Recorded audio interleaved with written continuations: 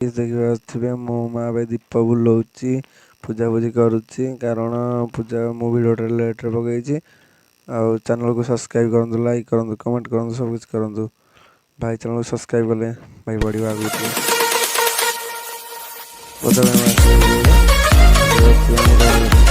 Ready ମୋ ପୁଅ ready, ଆଉ କାଉଁରିଆ କାଠି ବି ରେଡ଼ି, କାରଣ ପୂଜାରେ ଜଲ୍ଦି ଟିକେ ବଢ଼ିଆ ହେଲା, ସନ୍ଧ୍ୟାରେ ହେଲାନି ଦେଖିପାରୁଛେ।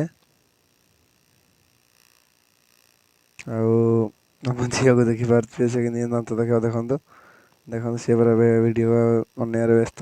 ବଡ଼ ଭୋଗ ଲଗାଉଛନ୍ତି, କାରଣ ଶୀଘ୍ର ଟିକେ ହେଇଛି, ଦୀପଟା ଦେଖିବାର ଭୁଲ ହେଇଯାଇଛି।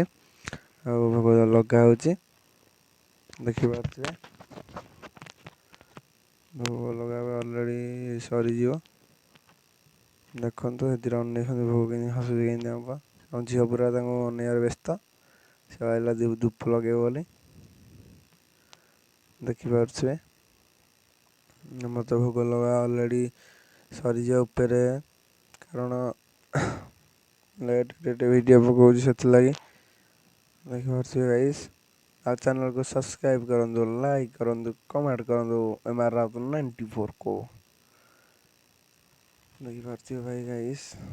ଆମର ତ ରେଡ଼ି ସବୁ, ଭୋଗ ଦିଆ ସରିଯାଇଛି। ବର୍ତ୍ତମାନ ଚାଲନ୍ତୁ ଯିବା, ଆଉ କଳସୀରେ ଟିକେ ଭୋଗ ଦିଆହେଉଛି। ଚାଲନ୍ତୁ ଯିବା ଗାଇସ୍, ଦେଖିବା ମାଆଙ୍କ ପାଖକୁ ଯିବା, ମାଳିମଣ୍ଡା ପାଖକୁ ଚାଲନ୍ତୁ ଯିବା। ଦେଖିପାରୁଥିବେ ଗାଇସ୍, ମାଆଙ୍କ ପାଖରେ ପରିଶ୍ରମର କଷ୍ଟ, ମାଆ ଲେଖିବା ପାଖରେ କେତେ କଷ୍ଟ ଦେଖିପାରୁଥିବେ ଗାଇସ୍।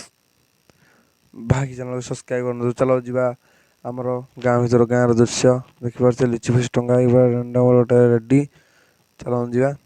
ଦେଖିପାରୁଥିବେ ସାଜସଜ୍ଜା କେମିତି ଆମ ଗାଁଟା ହେଇଛି। ଚ୍ୟାନେଲକୁ ଆଜି ବ୍ଲଗ ଖତମ, ବାଏ।